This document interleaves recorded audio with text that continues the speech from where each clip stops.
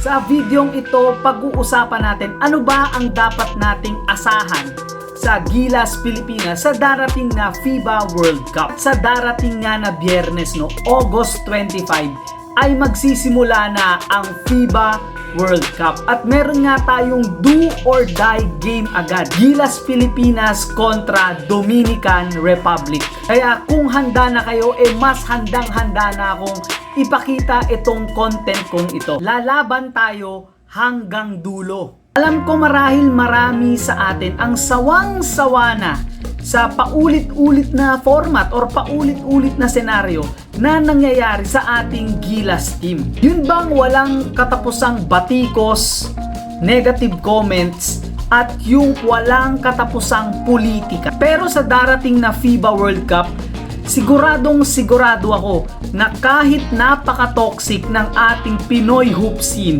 lalaban at lalaban ang ating Gilas team. Pero hindi magiging madali ang tatahakin nating daan sa FIBA World Cup. August 25 ang unang laban natin kontra Dominican Republic, ang number 23 sa buong mundo na pinangungunahan ng NBA star na si Karl Anthony Towns.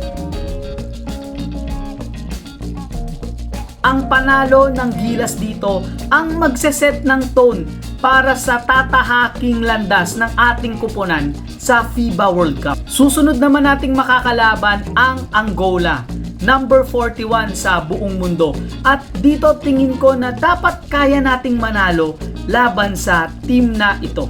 At syempre, ang huli nating makakalaban ay ang Italy, pang number 10 sa buong mundo. Bilang isang basketball fan, bilang isang content creator, gustong-gusto kong makita kung paano tayo lalaban at paano tayo sasabay sa mga kupunang sinabi ko. Mahirap man ang tatahakin natin, isa lang ang sigurado dyan, lalaban tayo hanggang dulo. Pinaka-diverse lineup ng Gilas. As of this recording, wala pa nga tayong final 12 sa ating lineup.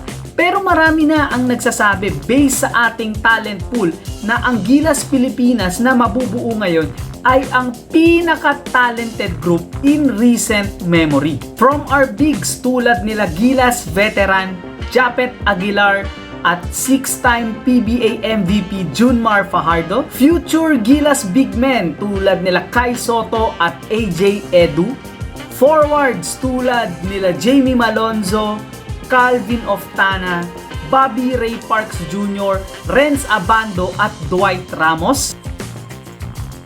At syempre hindi rin magpapahuli ang ating mga talented guards tulad nila Kiefer at Terdy Ravena, Chris Newsome, Scotty Thompson, CJ Perez at syempre ang ating star player si Jordan Clarkson.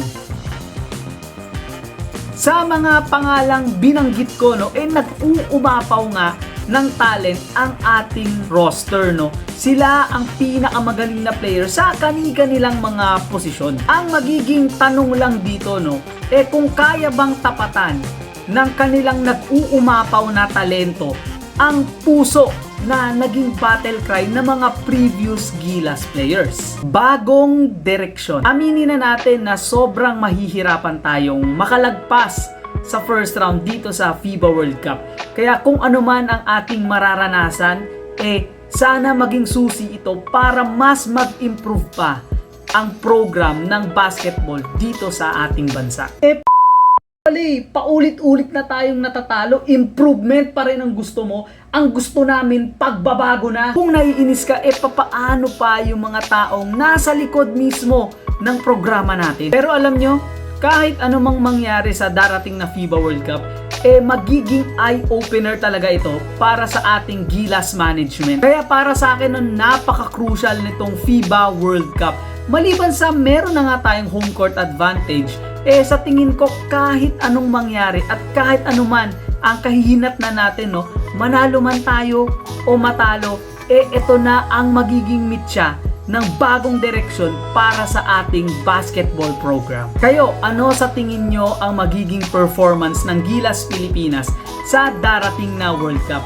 Magugulat ba natin ang buong mundo o mapapahiya na naman tayo katulad ng dati? Let me know your thoughts. in the comment section below. And I'll see you guys, no, sa aking susunod na content. Peace!